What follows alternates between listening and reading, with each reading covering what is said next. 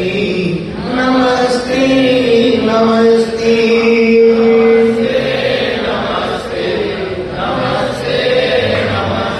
चिदानंद तुम हो, दयानंद तुम हो,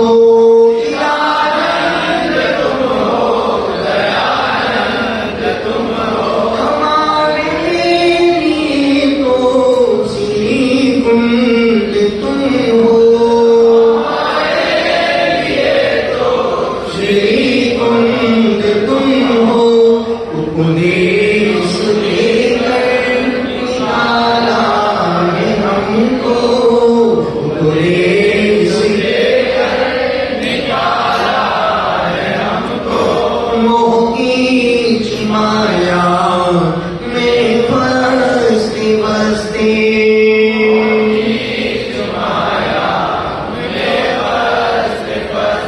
गुरुदेव तुमको नमस्ते नमस्ते, गुरुदेव तुमको नमस्ते नमस्ते, नमस्ते नमस्ते नमस्ते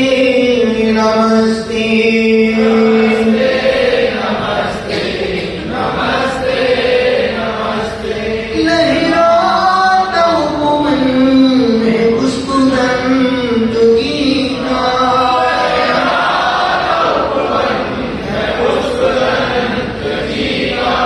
जीवनों समर्पित है नन्ही कलिका,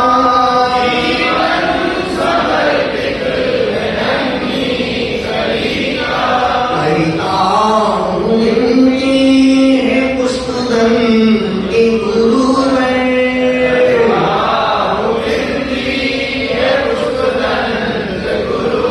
खिलाओ कली को महकते महकते,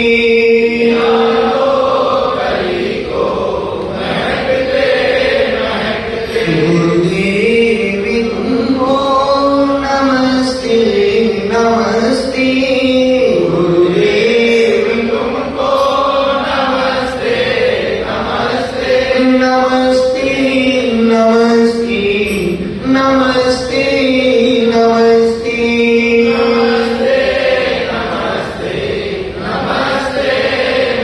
सारे सोने गले पड़े तारे, सोने गले पड़े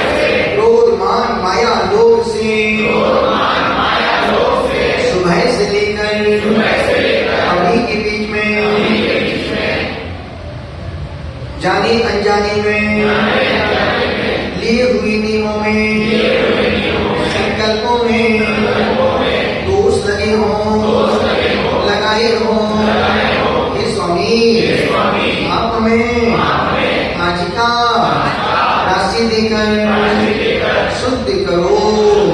जिसको शुद्ध होना वो अपने हाथ ऊपर करो। भाई हाथ ऊपर कर जिसको शुद्ध होना है।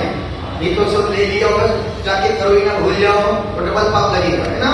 तो हे स्वामी, हम रात्रि में सोने से पहले 10 मिनट नमोकार मंत्र पढ़ेंगे।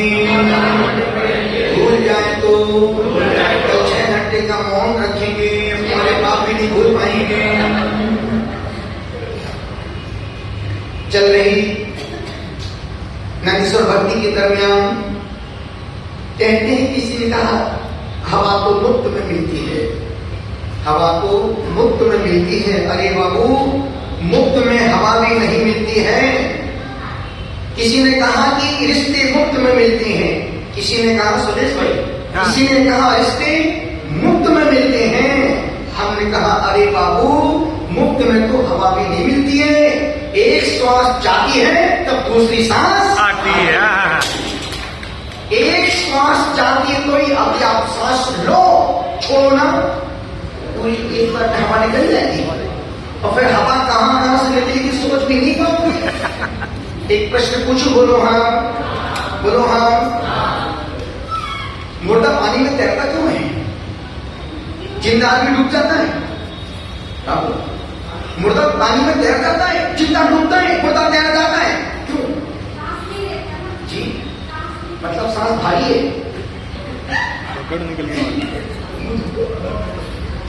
सांस भारी है, सांस इतनी भारी है, इतनी भारी है, जिंदा डूब रहे, मुर्दा मर रहे, फिर भी आए।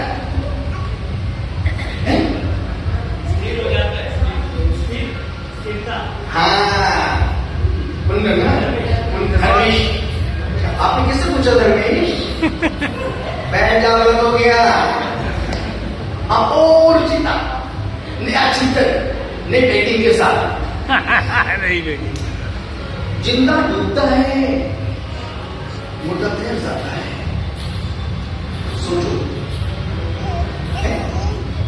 यश पानी में, पानी कहां अंदर बढ़ जाता है, इसलिए डूब जाता है। गर्मी में पानी बढ़ जाता है, इसलिए मुर्दा डूब जाता है। अरे मुर्दा तैरता है, जिंदा डूबता है। बात छोटी है और समझने जैसी है। मोहित, तू तो थोड़ा जॉब करता कंपनी में भाई, इसका उपयोग कर। ध्यान रखना, जिंदा लोग ही प्रश्नों के समाधान करते हैं। आज तक कभी किसी मुर्दों ने किसी समस्या का समाधान नहीं किया है। किसी लोगों ने आज तक किसी समस्या का समाधान जब भी करेगा, जिंदा आदमी ही करेगा। आपने जिंदा होने का सबूत दीजिएगा। मुर्दा तैरता है, जिंदा डूब जाता है, क्यों? इसलिए पास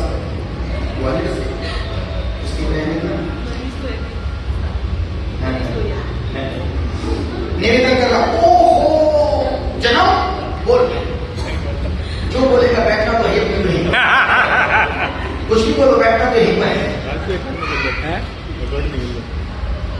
सोचो, हाँ, आपने किससे पूछा?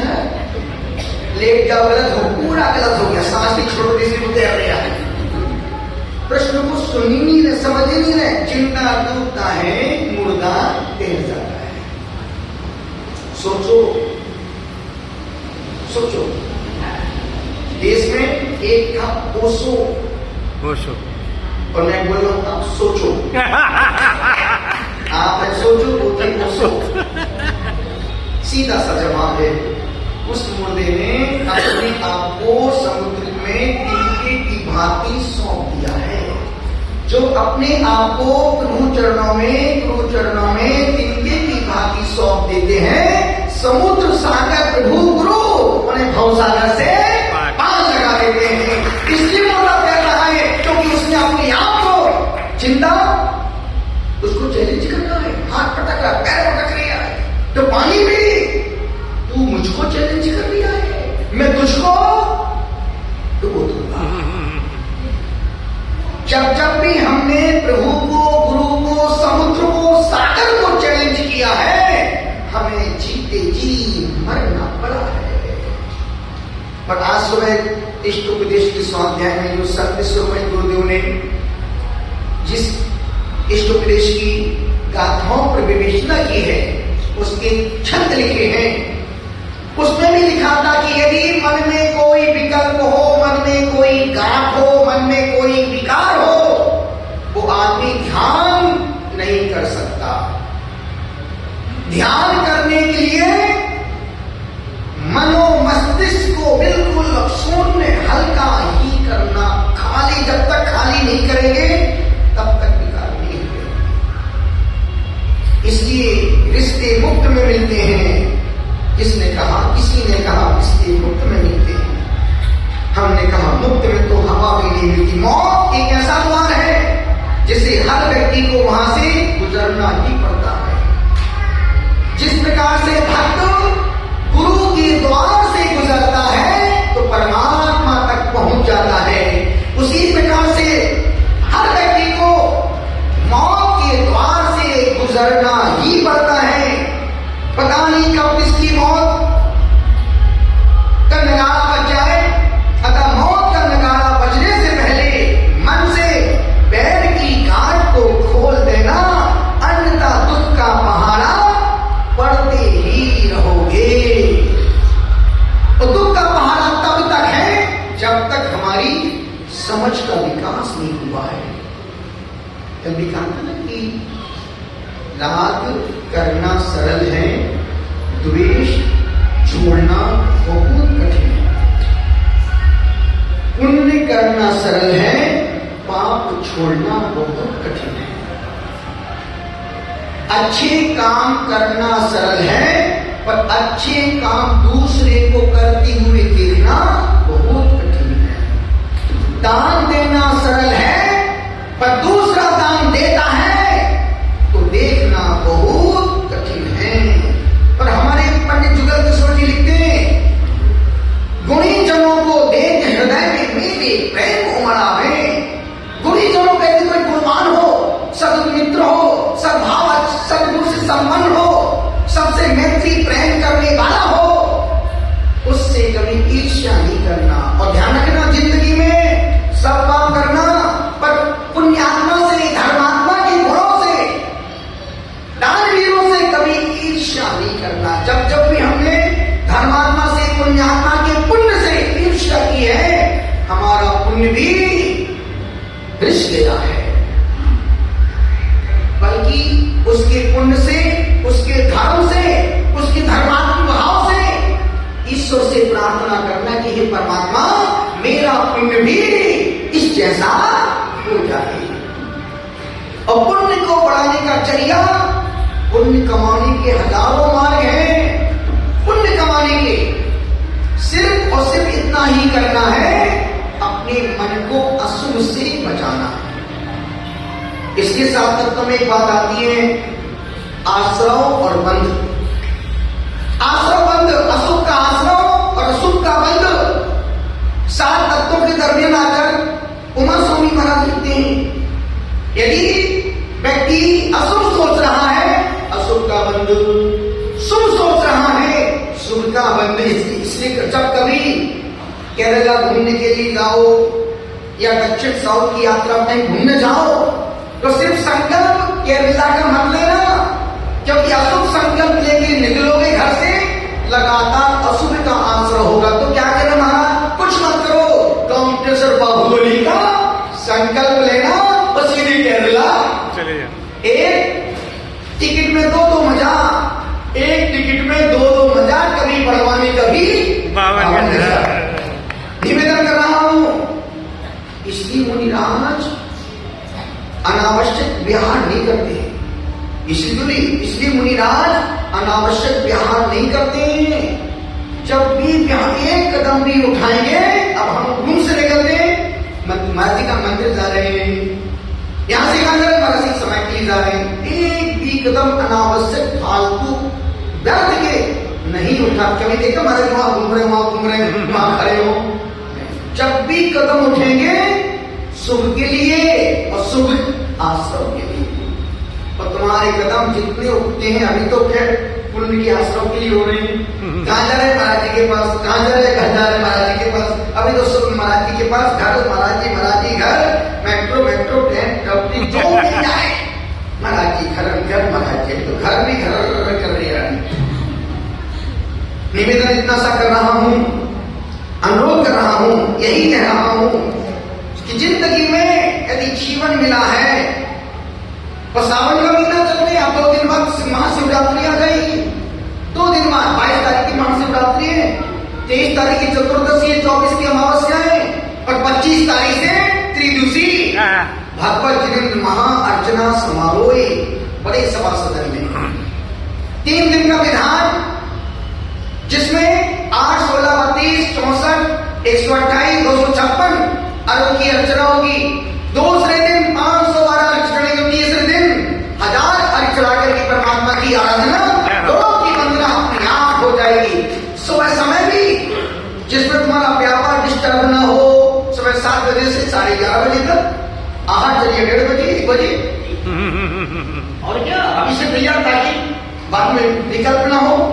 3 दिन का आहार 1 बजे के बाद होगा, समय के बाद माइंड सेट कर दिया। अब ऐसे भी आहार तो बहुत कम, अभी तो संघ के सुदेश भाई अभी संघ में 8-10 साल उपवास कर रहे हैं, रोज चल 12 साल, 14 साल भी उपवास कर रहे हैं। वो भी 2 साधनियां इसलिए के आहार में गई क्योंकि उनका व्रत चल रहा है, तो उनके व्रत के दरमियान कल उनको पालना करना थी। बोले महाराज जी कल आहार तो किया पर मन से आहार नहीं किया है, व्रत का संकल्प ना टूटे, इसलिए कल हमने पुनोदत्त किया है। अभी संघ में 15-16 पिच्छी है, रोज पूरी पिच्छियां नहीं उठती हैं। बेचारे देने वाले महाराज क्या करे बताओ, इतनी दूर आके कोई आगे 2-4 साल आगे लेने वाले, तो जो लेने वाले उनको भी ये नहीं खाना वो नहीं खाना, बस ऐसा तो हम भी नहीं खाते जैसा आपके साधु, रूखा सूखा, बिना नमक का, बिना घी का, बिना तेल का, बिना मीठे का, क्या भोजन है। सोचो उस भोजन से भी 23 घंटे मेहनत करते हैं साधु, और तुम 24 घंटे खाना खाते हो और घर से मंदिर तक पैदल चल के नहीं जा पाते हो। और एक बार तुम्हारे साधु संत आहार करने के बाद 20-20 किलोमीटर हंस के चल देते हैं। सोचो कभी ऐसा हो तो क्या हो, सोचो कभी ऐसा हो तो क्या हो, यदि घर के पास मंदिर हो, मंदिर जाने का मन न करता, सोचना क्यों तू अधर्मात्मा क्यों है, धोखे से जैन कुल में पैदा हो गया, नाम का जैन है और भीतर से सद्दाम से। इसलिए 24 घंटे में कितना ही व्यक्ति, कितना ही बिजी रहो, पर 24 घंटे में एक ऐसा समय निकालना जिसमें परमात्मा के चरणों में एक बार भोग लगा के आ जाना, एक बार परमात्मा। क्यों? जिनके वंश में, जिनके कुल में, जिनके तुम धर्म में, शासन में जी रहे हो, यदि उनको तुम धन्यवाद नहीं दोगे, जिंदगी भर तुम अच्छा काम करोगे, तुम्हें कोई धन्यवाद देने वाला नहीं मिलेगा। इसलिए निवेदन कर रहा हूं, नंदीश्वर भक्ति का इतना आनंद आया, पाठ करने में 40 श्लोक पढ़े, और फिर जब महाराज साहब पीछे से बोलते हैं उसके अर्थ को खिलाते हैं, एक शब्द जब निकलता है लगता कि आनंद ही आनंद। और सिर्फ अभी पहली बार अर्थ निकल, तो पिछले 2 साल पहले कुंजमन में भी इस भक्ति का पूरा पाठ महाराज जी ने करवाया था, क्योंकि पढ़े हैं, विद्वान हैं, ज्ञानी हैं, समझदार हैं, समर्पित हैं, सामर्थ्यवान हैं, बोलने में, पढ़ाने में ज्ञान है, बांटते रहो। इसलिए निवेदन कर रहा हूं, हवा भी मुल्क में नहीं मिलती है, उसमें भी एक सांस जाती है, दूसरी सांस आती है। दूसरों को समझाना सरल है, यदि दूसरों को समझाना सरल है, खुद के मन को समझाना बहुत कठिन काम है।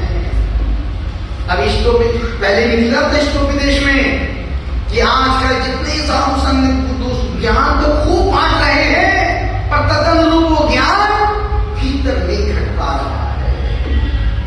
दूसरों को समझाना सरल है, पर खुद को समझना बहुत, जिस दिन खुद को खुद की बातें समझ में आ जाएंगी, उसी दिन सम्यक दर्शन की भूमिका अपनी आप बन जाएगी। चलते हैं नंदीश्वर भक्ति का बड़े बल के साथ, पूरे आनंद के साथ आगे का